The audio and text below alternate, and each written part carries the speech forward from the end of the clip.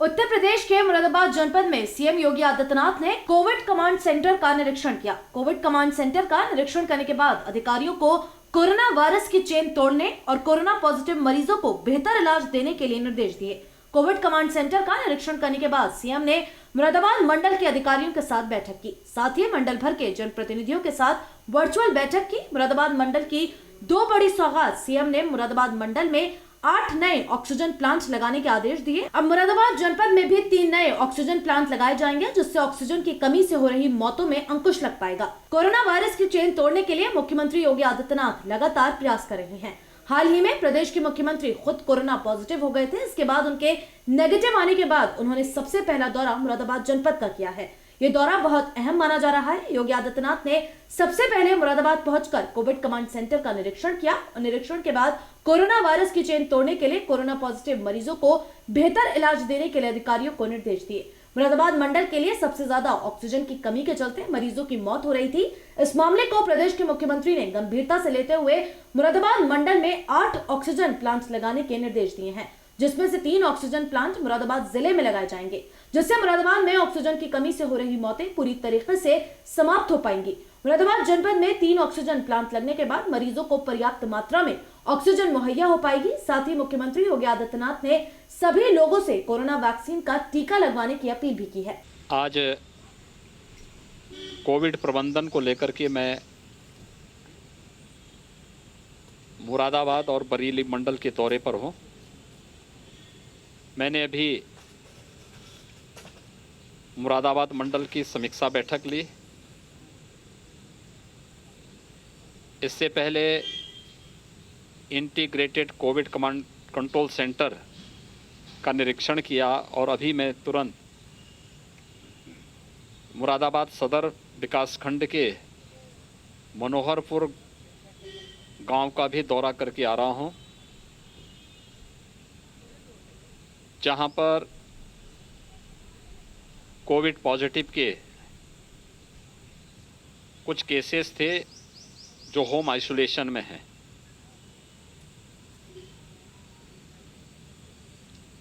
उनके साथ संवाद बना करके उनको मेडिकल किट उपलब्ध हो रहा है कि नहीं हो रहा है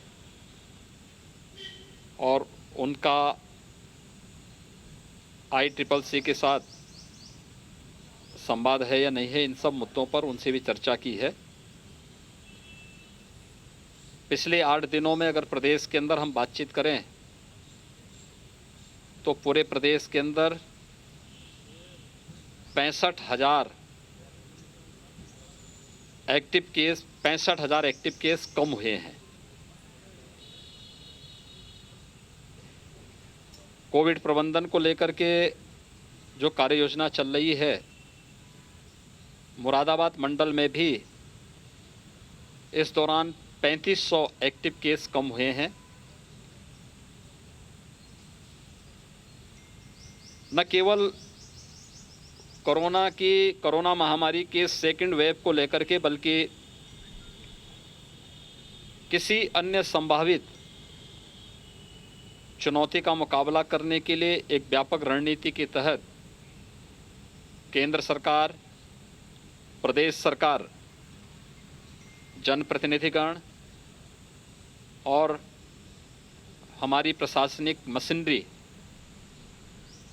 हेल्थ वर्कर्स, कोरोना वॉरियर्स, ये पूरी मजबूती के साथ कार्य कर रहे हैं। महामारी है, एक आपदा है। आपदा में संसाधन कम पड़ते हुए दिखाई देते हैं। इस सदी की सबसे बड़ी महामारी का सामना वर्तमान में पूरी दुनिया कर रही है। बड़े बड़े देश, यानी जिनके पास जो देश की दुनिया की सबसे बड़ी ताकत कहलाती थी, उनके संसाधन कम पड़ते हुए दिखाई देते हैं। उनका हेल्थ इंफ्रास्ट्रक्चर इस महामारी के सामने पस्त होती हुई दिखाई देती है। लेकिन उस सब के बावजूद जब सामूहिक प्रयास होता है तो महामारी भी घुटना टेकती है।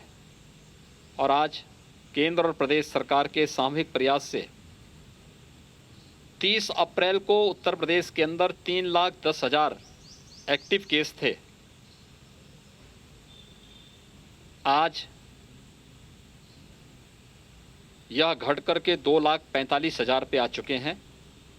और जो मैंने कहा कि 65,000 एक्टिव केस अकेले उत्तर प्रदेश के अंदर पिछले 8 दिनों के अंदर कम हुए हैं, तो वहीं इस मुरादाबाद मंडल के अंदर भी 3,500 एक्टिव केस कम हुए हैं।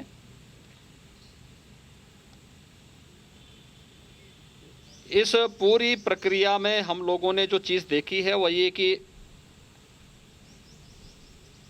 एक तो तीव्र संक्रमण, यानी जो पहली फर्स्ट वेव थी कोरोना की, इसमें जो संक्रमण का रेट था सेकेंड वेव में वह 30 से 50 गुना था। दूसरा, इस मामले में कुछ चीजें और भी देखने को मिली हैं, इसलिए तत्काल उपचार और इसमें कोविड पॉजिटिव को तत्काल पहचानना और उपचार की व्यवस्था करना। हम लोग प्रदेश के अंदर प्रतिदिन 2.25 लाख से लेकर के 2.5 लाख टेस्ट प्रतिदिन कर रहे हैं। देश के अंदर सर्वाधिक टेस्ट करने वाला राज्य उत्तर प्रदेश है। और हम लोगों ने 5 मई से एक विशेष अभियान भी चलाया है। प्रदेश के अंदर पंचायत चुनाव संपन्न हुए हैं। विशेषज्ञों की जो आशंका थी कि पंचायत चुनाव के बाद ये तीव्रता के साथ आगे बढ़ सकता है, उसी आशंका को ध्यान में रख करके हम लोगों ने पहले से ही अपने पूरी रणनीति तैयार की और उसके तहत प्रदेश के अंदर 58,000 से अधिक ग्राम पंचायतें हैं, जिसमें 97,000 से अधिक राजस्व गांव हैं। इन सभी राजस्व गांवों को फोकस करते हुए हम लोगों ने एक प्रयास प्रारंभ किया। पहले से ही हम लोगों ने हर ग्राम पंचायत के लिए और हर मोहल्ले के लिए एक निगरानी समिति गठित की। निगरानी समितियों की देखरेख में आज ये प्रयास किया जा रहा है कि निगरानी समितियां इन 97,000 राजस्व गांवों में स्क्रीनिंग के एक विशेष कार्यक्रम को आगे बढ़ाएं। उनके पास इंफ्रारेड थर्मामीटर, पल्स ऑक्सीमीटर और सैनिटाइजर उपलब्ध कराया गया है और वे लोग वहां पे जाकर के स्क्रीनिंग के एक विशेष कार्यक्रम के साथ लक्षण युक्त या संदिग्ध कोरोना पॉजिटिव मामलों को चिन्हित कर रहे हैं। रैपिड रिस्पांस टीम को उपलब्ध करा रहे हैं। रैपिड रिस्पांस टीम वहां पे जाकर के एंटीजन टेस्ट कर रही है। लेकिन निगरानी समिति को यह भी दायित्व दिया गया है कि वे मेडिकल किट भी उपलब्ध कराएं। मेडिकल किट के बारे में बहुत बार लोगों को कन्फ्यूजन होता है। ये कोरोना से संबंधित वे दवाइयां हैं जो विशेषज्ञों ने तय की हैं। क्योंकि मैं अभी मनोहरपुर गांव में गया था, तो जब मैंने एक सज्जन से पूछा, मैंने कहा मेडिकल किट मिला? उन्होंने कहा नहीं, मेडिकल किट तो नहीं मिला, लेकिन दवा जरूर मिली है। तो इसलिए दवा उन्हें उपलब्ध करवाने के लिए बृहद पैमाने पर एक अभियान प्रारंभ किया गया है, जिससे मृत्यु दर न्यूनतम स्तर पर लाने का प्रयास किया जा सके। और उसी दिशा में ये कार्य यहाँ पर इस समय प्रारंभ हुआ है। ऑक्सीजन की आपूर्ति मुरादाबाद मंडल में हर जनपद में अनवरत बन सके, इसको प्रयास किया जा रहा है। यहाँ पर पहले से ही 3 ऑक्सीजन प्लांट पहले से थे। 8 नए स्वीकृत किए गए हैं।